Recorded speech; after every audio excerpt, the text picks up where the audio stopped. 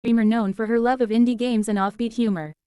She settled herself into her chair, adjusting the camera and adjusting the green screen behind her before turning her attention to her audience. Hey, everyone, it's Sarah, and tonight we're diving into Stardew Valley, the coziest little farming sim out there.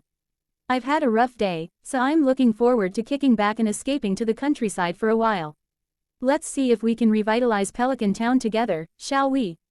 Her viewers eagerly chimed in, sending a flurry of emotes and messages as Sarah launched the game and entered the peaceful world of Stardew Valley.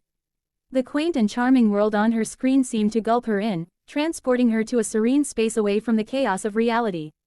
As she began to tend to her virtual farm, Sarah found herself nodding along to the game's soothing soundtrack, her worries fading away with each click of the mouse.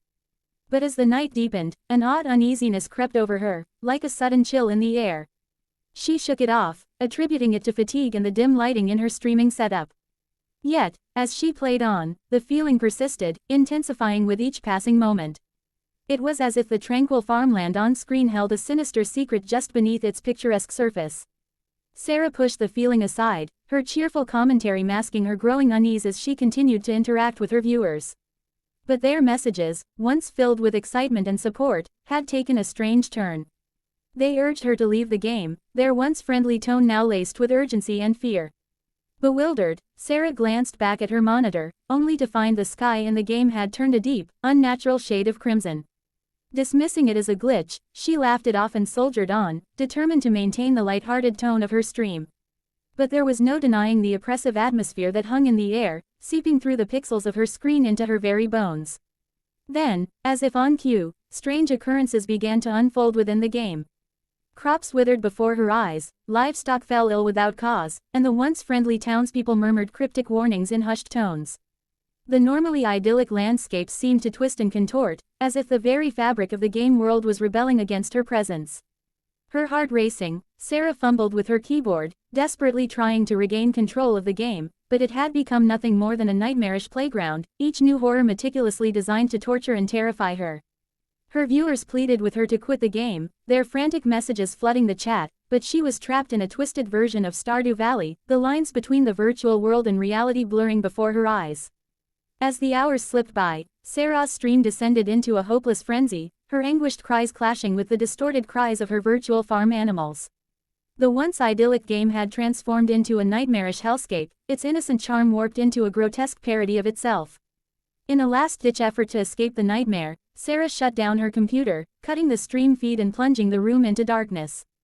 But the horrors of Stardew Valley continued to haunt her, as if they had seeped through the screen and taken root in her very soul. Haunted and broken, Sarah found herself unable to escape the clutches of the game. Eerie occurrences bled into her waking hours, the line between the virtual world and reality blurring until she could no longer distinguish between the two. In a final bid for freedom, Sarah sought out the help of a tech-savvy friend, desperate to rid herself of the curse that had taken hold of her. Together, they delved into the dark corners of the internet, bent on uncovering the source of the game's malevolent influence. Their search led them to a long-forgotten tale of a game developer whose obsession with creating the perfect virtual world had driven him to the brink of madness. His unyielding desire to craft a game that would consume those who dared to immerse themselves in its world had led him to infuse Stardew Valley with dark, malevolent energies. Determined to break the curse, Sarah and her friend unearthed a ritual designed to sever the game's hold on her soul. With trembling hands, they followed the ancient steps and incantations, calling upon forces beyond their understanding to banish the horrors that plagued her. As the final words of the ritual fell from their lips, an otherworldly hush descended upon the room, and the oppressive weight that had hung over Sarah's soul lifted, leaving her trembling but free. With the curse broken, Sarah relinquished her ill-fated journey into the world of Stardew Valley, vowing never to let its insidious influence ensnare her again. But as she returned to her streaming setup, a small, nagging doubt lingered in the back of her mind, a seed of fear that the game's dark presence still loomed, waiting for its next unsuspecting victim.